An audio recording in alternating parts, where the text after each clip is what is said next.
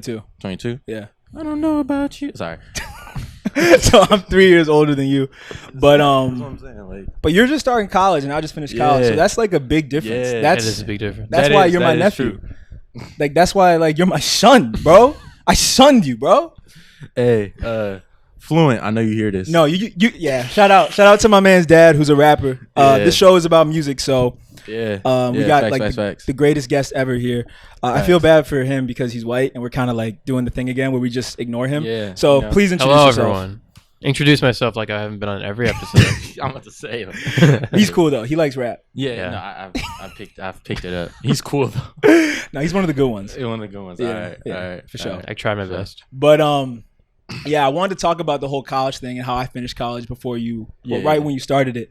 It was pretty interesting because I chose to go to a PWI, which stands for what? Predominantly white institution. Yeah. And then you were going to HBCU. Yes, sir. Clark, Atlanta. Clark, Atlanta. Yeah, you Panther Nation. Yeah. So like, what made you do? Excuse me. Well, what made you like choose a HBCU? Bro, so it's crazy. So like in middle school, like my like all right, and once I got to like 6th grade, all right, before 6th grade, I wanted to go to Stanford. Once I got to 6th grade, I realized that wasn't gonna happen. So I'm like, I'm just being honest. So then I'm like, and then I wanted to go to Michigan, and then when I started high school at a Catholic school, it was hard, and I'm like, We got I'm connects in Michigan. I know. I but didn't come on, ask bro. him either. Like I didn't think about it when I applied. I have more. Yeah, obviously that one, but I have like more than just that. Oh, I'm sorry. But it was just like I forgot you have Italian white family.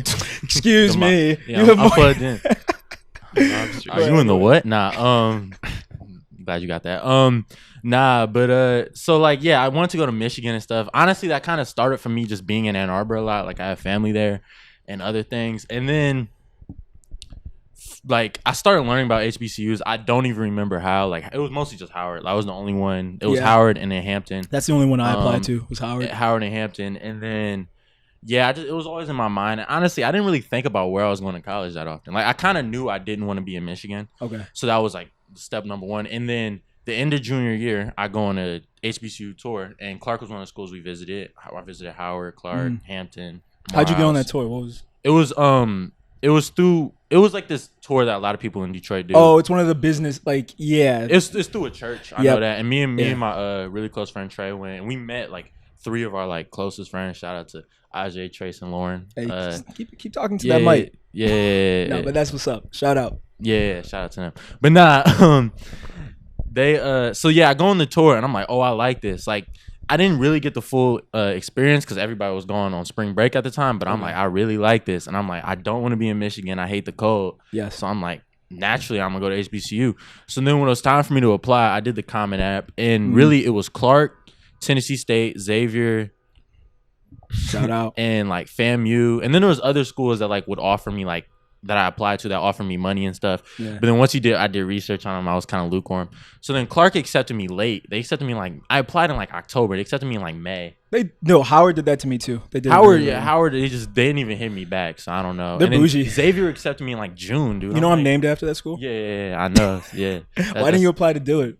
I did apply to Dillard, and Did I was you? literally so it was. That's where my parents met. Oh really? Yeah. I thought they met at Xavier. See. Everyone thinks that because of my They went name, to Dillard. but so no. literally like it was somebody from Dillard I'm talking to Yeah. like on a weekly basis. They're giving me money, everything. Damn. It was just I like Clark more, and it wasn't. I got like pretty good amount of money, like because it's expensive school. It is. So that was the big thing, and that was why I didn't go to like Hampton. And then so really it was last minute. It was Dillard, Clark, because like other schools kind of like fell out. It was Dillard, Clark, and Texas Southern were like really the ones I feel like I would have went to, but.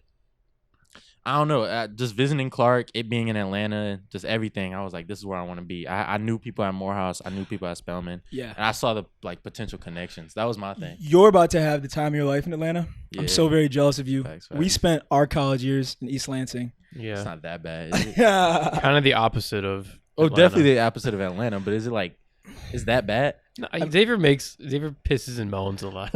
I do. I complain. I Yeah. bitch and moan a lot. But here's the thing, because college, I didn't have any girls in high school. So my whole, from 16 onward, existence was centered around preparing myself for college. So like I would be hitting Right. the gym. I would be like researching and doing these things. And I was like the token black guy at my high school. And so I was like, I can't wait to get around some other black kids because, you know, that we can finally I can be around other black kids. Right. I didn't realize MSU was like super segregated, and like all the black kids who were from the suburbs like me hung out with like the white kids and like the white frats and shit. And my only problem with that was like white Greek culture is like racist. Oh, bro. Exactly. Absolutely So not. you know, I was doing it for a minute before I decided not to. Yeah. But like I can't sell out. But I was like 18, 19 at the time, so I was like, but the pretty light skinned girls are in the white sororities, you know. So I was and then the thing about college is like, if you want chicks, if you want girls, it's all about being in the room. Yeah. And just being able to have the opportunity to talk to them. Yeah. But the only way to get into that room at Michigan State was like to sell out. And so that's why I was so mad. So Right. So then and then obviously, you know, I don't always fit in with like, you know, some of the Detroit kids because of my personality, the way I talk.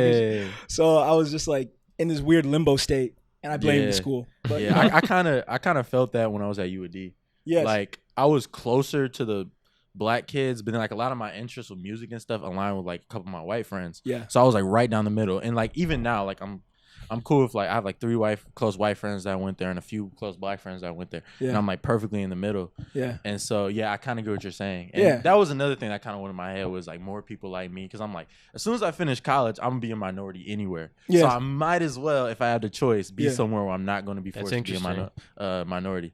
Yeah. I mean, you say I complain like you didn't complain about it. Well, no. And you're white.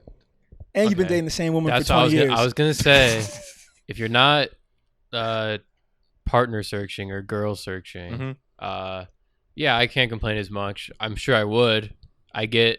I mean, no one wants to hear me complain. I get it. But like, I was just mad because I didn't want to sell out. Yeah, and I get. I mean, I would say if you're a normal person, you have to sell out to be in any Greek life scenario at Michigan State. But well, you're saying if you're not a Trump supporter. Yeah. It's bad, and there's a lot of faking you have to do to be around some of these people, and I can imagine that would get to you if you have to do it more than I did and more intensely than I did. Obviously, there's not a. Well, I guess they're all they're mostly white schools. Yeah, mostly in America, but I get what you're saying about like not wanting to be minority if you don't have to be. Right. You know? Yeah, and I don't mind it. Like UAD is a weird situation because it's a Catholic school, but it was like, I think like 70-30 white to black. And like, but I never really felt that out of touch with like being like my black side, I guess. And just like, so that was a good thing. But and you guys have like more black kids because you guys are good at sports. Yeah, and that's that is a big thing. And just where we are. It's on 7 Mile. Exactly. Illinois. But so then there was that, and then when I went to Western, I was technically even though it's in Detroit, I was technically a minority because of Hispanics. Oh, it was like Hispanic, and they all thought I was Dominican and stuff. You do kind of look Dominican, especially with the glasses.